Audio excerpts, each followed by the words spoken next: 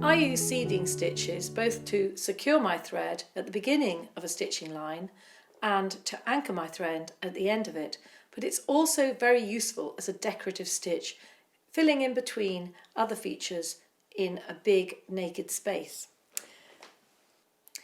To actually randomly place stitches is about as difficult as to randomly place bulbs when you're gardening, but actually throwing the bulbs across the lawn makes a beautiful design, and I'm going to throw these seeding stitches in a similar way.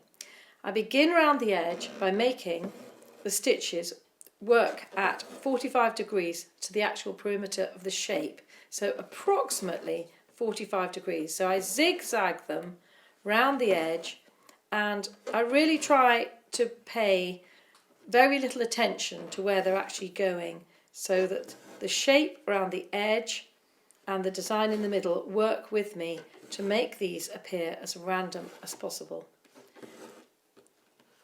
All they are is a short, straight satin stitch that goes up and down. So you can see by working around the edge, I'm actually filling in quite a lot of space. And then once you've worked your way around the edge, come back and work again at a slightly different angle. So scatter them around much as you would scatter seeds across a garden, and just keep changing the angle whenever you can, working in between other features and decorative shapes.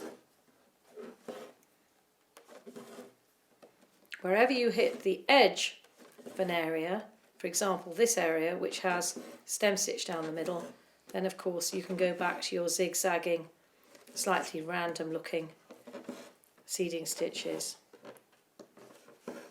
These circles in the middle here are a different stitch, but the seeding stitch really sets them off.